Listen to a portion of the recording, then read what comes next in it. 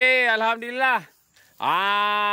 Ciroy. Ya, saya. Bawa ikan apa tu, Ciroy? Takkan tak kenal ikan ni. Itu jauh benar. Mana awak nak nampak, Ciroy? Tiup ini. Ya Allah, Ciroy. Ikan tengah lah. 2 orang sekali ngantar ni. Ikan apa, Ciroy? Besar. Lah.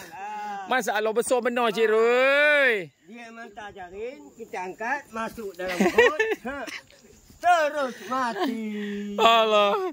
Ciroy, biar betul, Ciroy. Buat. Ya Allah, besar benar, Ciroy. Acik cera memanglah besar. Ikan nak ni. nampak. Bapak, ini sampai bawa satu guni tu. Lain macam kau ni. Ya Allah, ya Tuhanku. Okey, Ciroy. Sekarang ni yang ni awak tak nak timbang dulu. Ciroy letak je situ dulu. Ciroy letak dulu situ. Awak tak tahu. Timbang je kawan ni punya dulu. Ya Allah, koma. Berapa kilo ni koma? Ya Allah. Hui. Kepala saja. Ya Allah. Okey. Kita angkat yang ini dulu. Tuannya ni dulu. Okey, patin Okey, kita angkat patin dulu. Kita timbang dulu satu-satu. Alright. Ini main naruh ni bekau. Bekau. Okey. Okey, patin ni 6 kilo 550. Okey.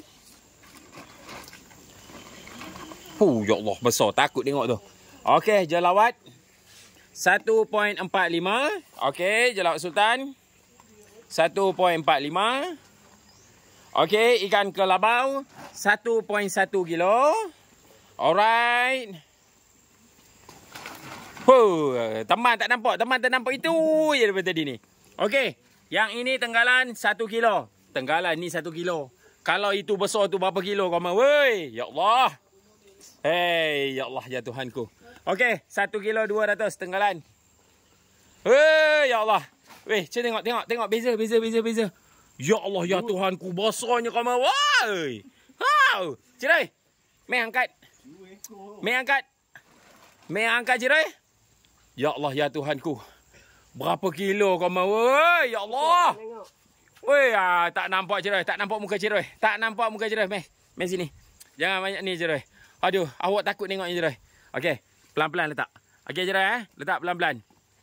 Ya Allah, kau mau bakui tak muat kau mau, woi.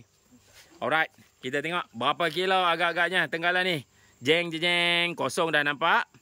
Okey, 3 dah nampak. Berapa kilo kau mau? Cak. 4 kilo 300 kau mau. Ya Allah, Cik Roy. Untunglah Cik Roy, 4 kilo 300. Apa perasaan anda bila dapat ikan ni? Semangat lebih. Rezeki. Yang dapat ni jantan ke betina, Cik Roy? Jantan. Yang dapatkan dia ni jantan ke betina?